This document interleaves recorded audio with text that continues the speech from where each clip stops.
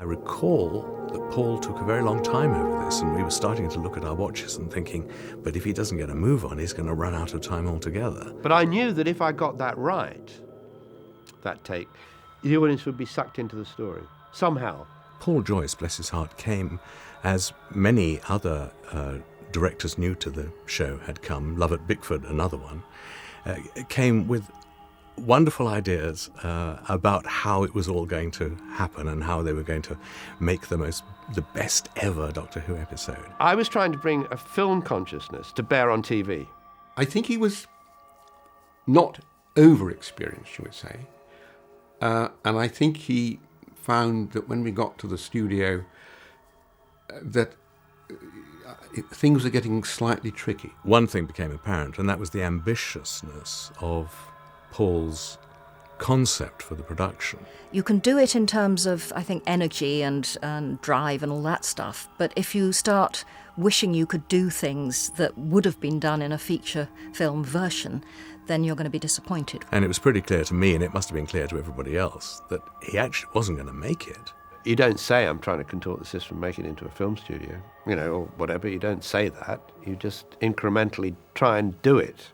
Paul was absolutely passionate about this show. I mean, it was clear to everybody, far too passionate. I thought they bullied him a bit in the studio because he obviously had these visions and he was ahead of his time. I do remember Paul being reduced to tears in the studio by the fact that he couldn't actually achieve what he wanted to achieve. I lost time at every turn, it seemed. I wanted, when we were on those gantries in the ship, to feel that we were in a real building.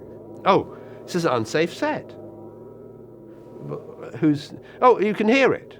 It wasn't condemned for non-use, but it was limited to how many people could be on that structure at any one time. It was perfectly safe. Senseless BBC bureaucracy getting in my way. I was thrown the lighting cameraman, disaster.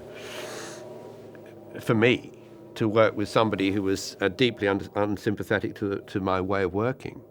Oh, you can't shoot off the set. What do you mean you can't shoot off the set? Even I noticed on the monitor, hey, we're shooting off into the grid of the studio. The grid, of course, is being where all the lighting, but it's girder work. The interior of the privateer was girder work. It didn't matter. What I was doing was giving him the opportunity to work with younger directors, if he grasped it, and have a show which was visually very interesting. Didn't see that at all. Senior management called in. Joyce is at it again. Called in to Barry Letts. Oh, I think you'd be better off working on film. I said, well, I think, Barry, what you're going to find is that TV is going to move much closer to film.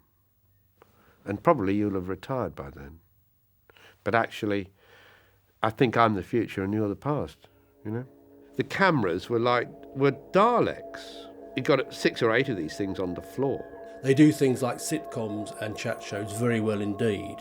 They do dramas less easy because you are restrained. For a start, you've got a flat floor because the cameras are on PEDs. I want to construct a shot. Doctor! So it was another, 4 or 5 day delay getting hold of the one. I think it was called an ikigami. Looks very large now, but then it was seen to be a tiny object. And then the gantry of that set made sense. Because a lot of handheld shots up there.